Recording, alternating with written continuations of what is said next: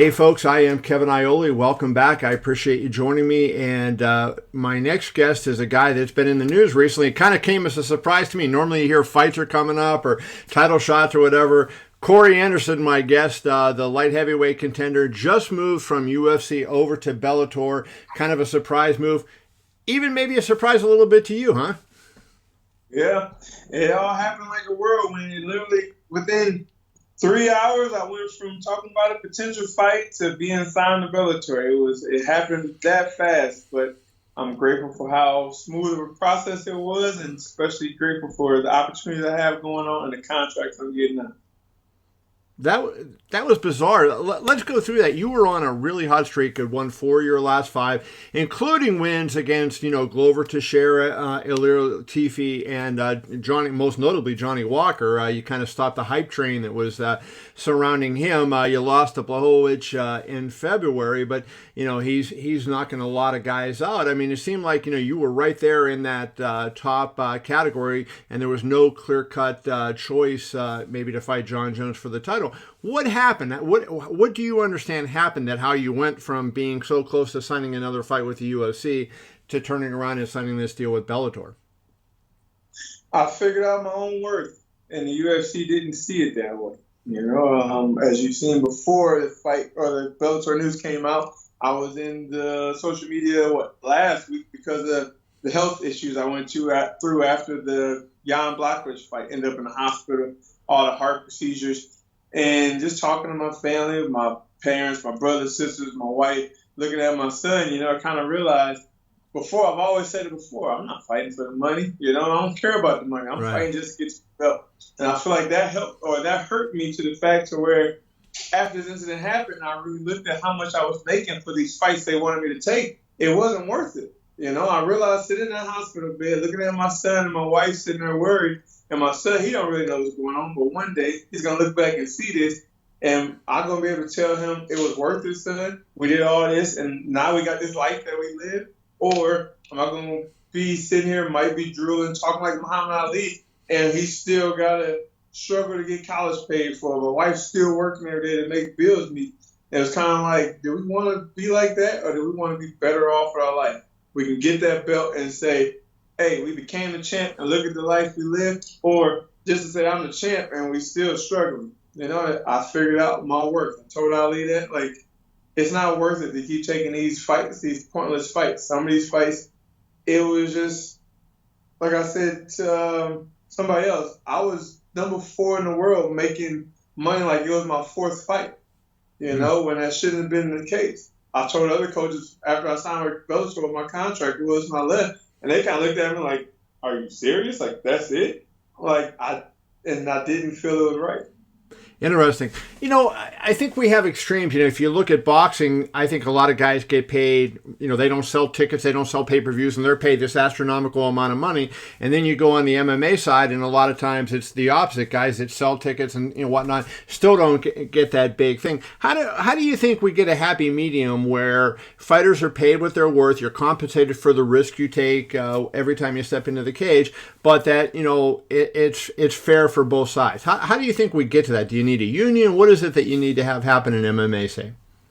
The only way we're going to get it equally everywhere else, you need a union. And just like the union how it works, the union works for the working world.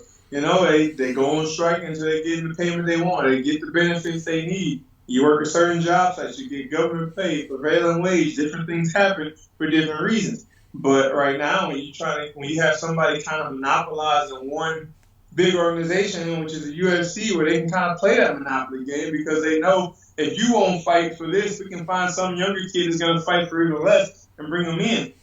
Or you can do like I do and go to Bellator, go somewhere where they're going to pay you your worth. The name isn't as big. You see a lot of people say, oh, you downgraded, blah, blah, blah, you went backwards. No, I went forward. I did the calculations, calculated risk, and this calculation is worth the risk. Well, I guess from a competitive standpoint, obviously they have Ryan Bader as the champion, who is a very good fighter, made a great reputation in the UFC, then went over to Bellator and won both the light heavyweight and heavyweight championship. How do you look at the rest of the division there, and do you feel like it has the kind of depth that'll give you the kind of fights that, not only that you can win, but I mean that'll make a name for you, that people say, I want to see this guy fight, because, it takes two to make a great fight?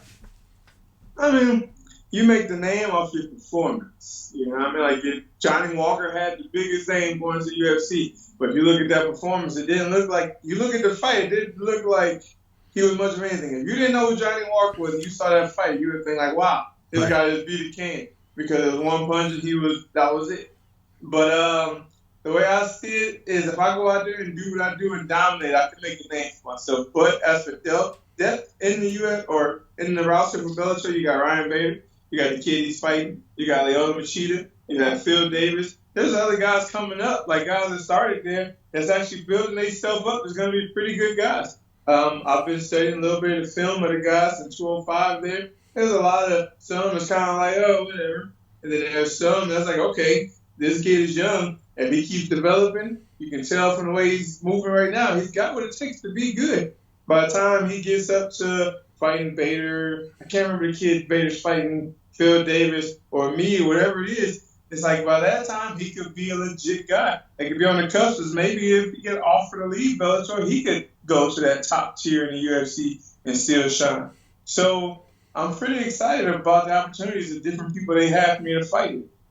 I wanted to check with you. You made a pretty big leap. You had a tough 2017 loss fights to Jimmy Manoa and OSP. And it seemed like, that really spurred you. And, you became a different fighter after that. And, I don't know what really happened. Well, how do you look at, say, how you fought in 2017, the losses you suffered, and then turn around in the string of good wins that you had after that? What was the difference between 2017 and then 2018 and 19? Mindset. In 2017, when I fought OSP and Jimmy, I know when I fought Jimmy, I remember when the manager called me, I was back home visiting, and he hit me with that. In my mind, I remember Jimmy was ranked like third or fourth. In my mind, I was like, oh, man, that's a big jump. I ain't that guy. I ain't ready to be there yet. I ain't that good yet. But I took it. I faked it till I made it. And when I got there in the fight, everybody that I know said that wasn't you in that fight. Like, you can tell you were scared. And then it was. I kept telling myself, just don't get hit, don't get hit, don't get hit, don't get hit. And I moved into his big power punch. And OSP, it was something similar situation. I had Pat Cummins set for that fight. So that was somebody I felt like, oh, I could definitely go out there and dog Pat Cummins, as I did later on. Like, I can go out there and dominate this dude, no problem. And then 2 weeks before, we get switched to OSP. And I knew I was capable of beating OSP, but at the same time, I remember training with OSP, like, this kid's strong. And he fought John Jones. Like, he's pretty good, too. He went 5 rounds with John Jones.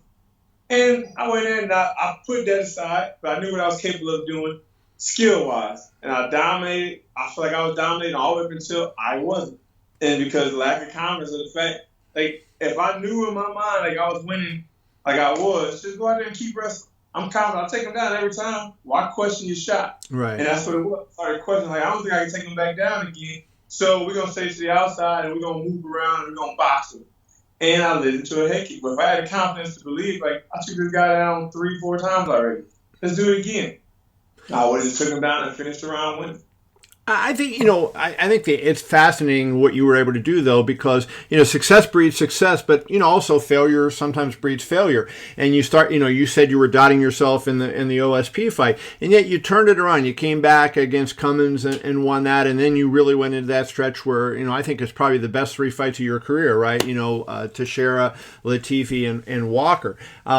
So how did you overcome the mental hurdle of having those self-doubts and, thinking other guys were better and put yourself on the path to being a great fighter?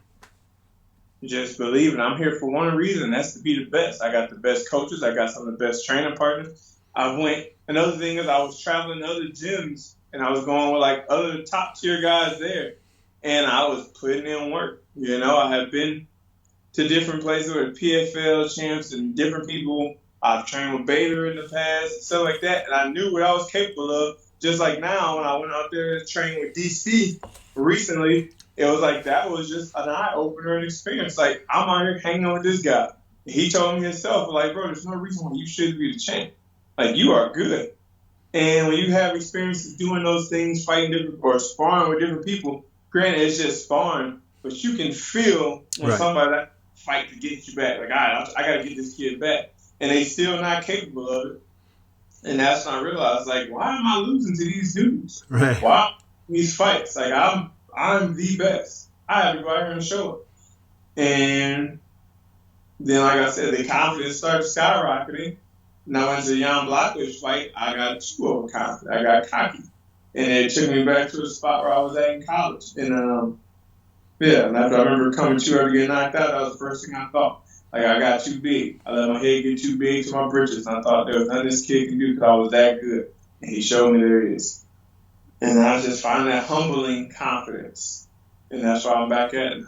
So when do you have you talked to Scott Coker? I saw, obviously you two met. You put pictures up on social media. But when have you talked to him specifically about a fight, and when do we think we'll see you make your Bellator debut? We haven't talked specifically. Like I said, it was all fast. It ain't like they had a plan of me coming over. They can get anything going. It literally happened within 2 or 3 hours. Not even. Like, it happened within an hour and a half, to be honest. And then I found out that he was out there in the area. I was in California, hoping D.C., and I heard he was out there, and I made some calls to see if we can meet up. So everything happened within 12 hours. So it's kind of hard for them to go from signing to have a contract to ready to have a fight set. Right. 12 hours. But he definitely said he wanted to get me in there soon. They got a new TV deal going to switch over, mid-September. So he wanted to get me on after that so he can get more eyes on the opportunities. And like I said, it doesn't really matter who it is. At this point, I'm making the money where any person they put in front of me, they better be ready because I'm ready to go out there and fight. Let me end up following up on just one other thing since you brought the money up one more time. I hear a lot of criticism of MMA promoters for the show money and the win money. That doesn't happen in other sports. You get paid what you get paid to fight. Now in this, you have to win to get the extra bit of money. In this Bellator contract, do you have show and win money? And B, do you think that the promoter should be forced to do away with that and just pay you all your money for for fighting, as opposed to having to get half of it if you win? Right now, where we're starting off, I do have show and win, but it's still the show alone is more than I would make in the UFC if I won. Let's put it that way. So, yeah, like I said, I got my work. But when you get to a certain point, it'll flatten out. The contract goes from show to win to just a flat pay. And I feel if they could do that, if you start off with a show and win until you make a certain amount of money, and then you get a flat rate, that's fine. But if you're at the beginning of your career or whatever it is, I understand getting to the title contentions and the title fights and you making a show and win. That's more incentive to make you go out there and fight more. And as well, when you lose, you don't get that second pay. You kind of get that fire in your ass and make you want to go out there and do better next time. So we get both of those checks. I leave with both checks. But, you can do without it and pay guys a one big flat rate. But I like the fact that starting off, to get that, you got to earn it. Little motivation. Huh? Little motivation. Yeah. So I don't know. I'm getting 50,000. I'm going to get 50,000 to go out there and fall regardless. If I win or lose, I'm only getting 50,000. So I just go out there and if one starts getting hard, I just quit. I'm still getting paid the same. But it's like, okay, if I get another 50,000 if I win, I'm about to go out there and put it on this guy so I can leave with 2 checks and he leave with 1. Yeah. So, well, let's wrap it up with this. I always thought you're a guy that's changed nicknames a few times in your career, and I love the 25-8 nickname that you had. Now you got rid of that. What's it going to be in Bellator? Are you going to go with overtime, or what's it going to be in Bellator? It's still overtime. I mean, overtime is 25-8. It's the same thing. Beating 25-8 was like, people say, I do everything 24/7. I'm always in the gym 24/7. This is this. And like my brother said, people say that all the time, but nobody's in the gym like you. If everybody else is 24/7 and you 25/8. And it just kind of like, boom, right then we made shirts when I was in college. And He just went. And then the coaches and Frankie and everybody like, yo, it's too long. Beast in 25 minutes. It's too much to say. We got to figure out something that's shorter. And Frank Edgar named it overtime. And it's like, that's the same thing. It works. I'm always in the gym putting in extra work. So that's it. I'm putting it overtime. OT it is. We didn't know the talents that Frankie Edgar had. Good to him. That's awesome. Corey, I want to thank you. Congratulations on your new deal and best of luck in your Bellator career. Thank you, Kevin. Thank you, brother.